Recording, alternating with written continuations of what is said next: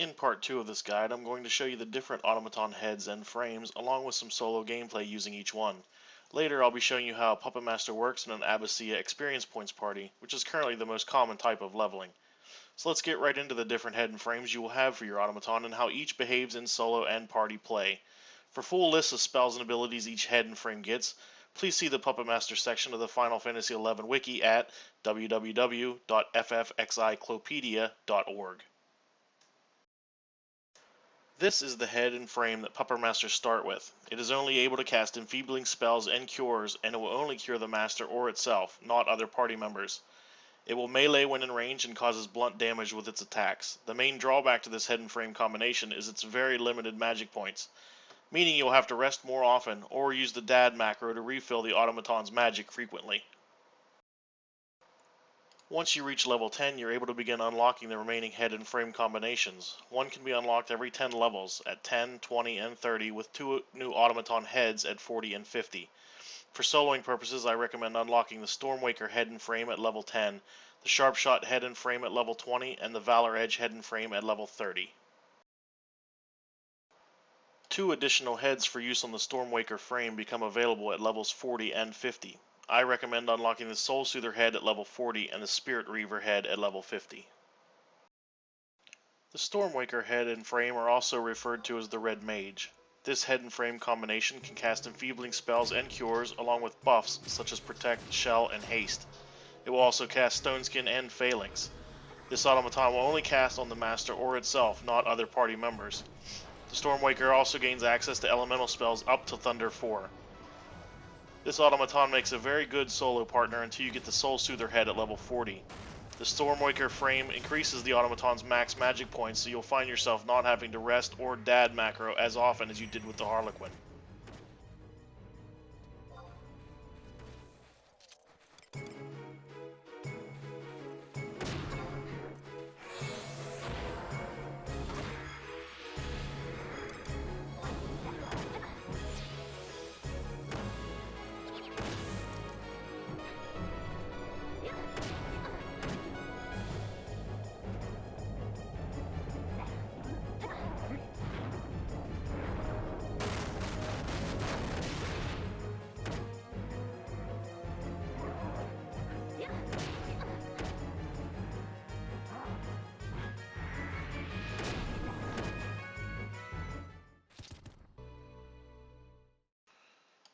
The Sharpshot head and frame combination is also called the Ranger. This automaton uses ranged attacks that cause piercing damage along with blunt damage melee attacks. This automaton is probably best known for its glass cannon qualities of high damage weapon skills and low defense. While not the best choice for soloing, the Sharpshot can take monsters down fairly fast. You'll just have to make sure you either have subbed Ninja to avoid damage or Dancer for cures. This is the automaton you'll more than likely be using in experience points parties.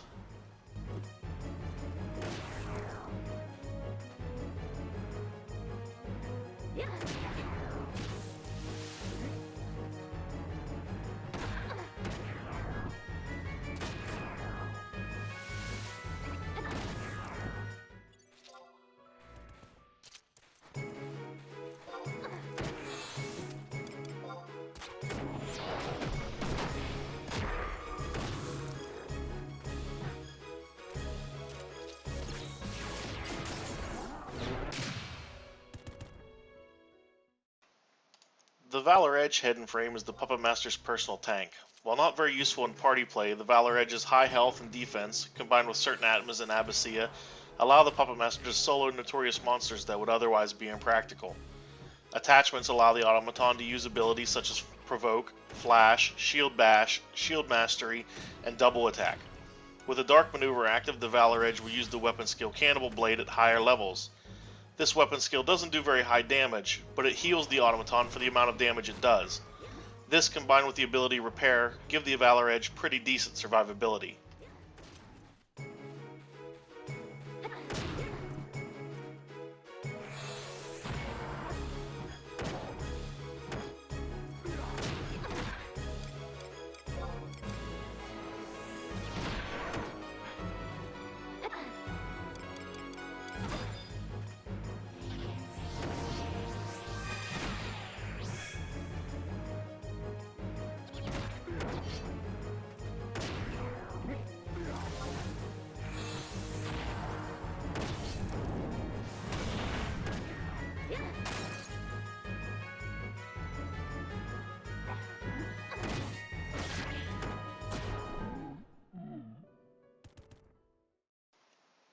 Spirit Reaver is the Puppet Master's Black Mage. This is one of the two heads that can be quested to use with the Stormwaker frame. It has access to all elemental magic up to Thunder 5, along with Enfeebling and Dark spells. This automaton will use Drain and Aspire with a Dark maneuver if health or magic is below 75%. While not very useful anymore in solo play, there is at least one instance where the Spirit Reaver is useful in an XP party. The Spirit Reaver is able to assist the party with building Azure Light levels in Abyssea. Since the automaton gains the benefit of whatever Atma the Master has equipped, it can put out respectable numbers when the Master is equipped with Black Mage friendly Atmas.